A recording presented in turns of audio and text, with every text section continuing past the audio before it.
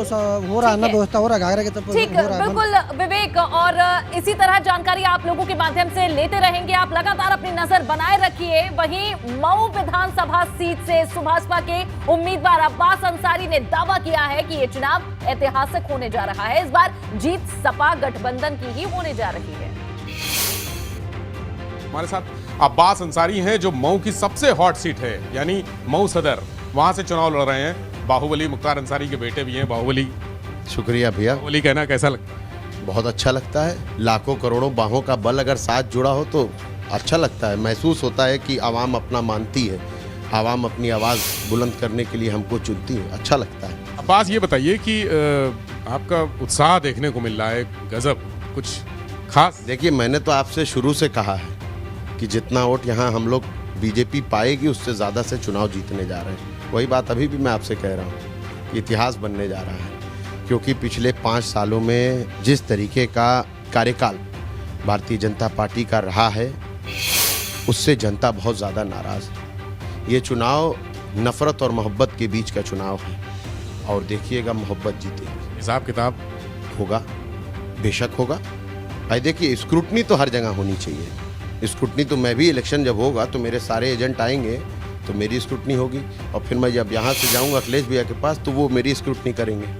और ऐसे ही अभी आप ऑफिस जाइएगा तो अभी आपकी भी हिसाब किताब होगा कि तुम कहाँ कहाँ गए, कितने बूथों पर गए। वैसे ही जब कानून का राज स्थापित होगा तो जो कानून की किताब में कानून के पद पर बैठे हुए जिम्मेदारों ने उस कानून की किताब को ताक पे रखा है, उस किताब को फिर से लागू कराया जाएगा, और लागू कराकर सबकी जांच कराई जाएगी, और जो जो उसमें गलत पाया जाएगा उसके खिलाफ सख्त से सख्त कार्रवाई कराकर एक नज़ीर पेश किया जाएगा कि आइंदा ये ना हो। ये कैसी सरकार?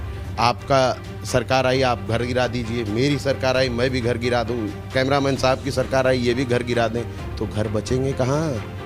सरकारें घर बनाने के लिए आती हैं, घर में लोगों को खुश रखने के लिए आती हैं, घर में लोगों को डराने के लिए थोड़ी, घर में तालाबंदी करने के लिए थोड़ी आती हैं। इसलिए कानून का राज स्थापित होना बहुत ज़रूरी है, और हिसाब किताब जब तक नहीं होगा तब तक पता कैसे चलेगा गलती कहाँ थी। पुल और बुलडोजर की लड़ाई है ये। देखिए, बुलडोजर ने तो अपना रंग बदल दिया है। कौन सा रंग हो?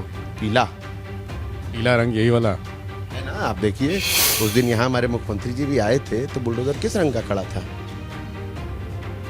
पीले रंग का। उसमें कई ड्राइवर मेरे ही जानने वाले। क्या आप कह रहे हैं कि अब ये बुलडोजर आप चलाएंगे?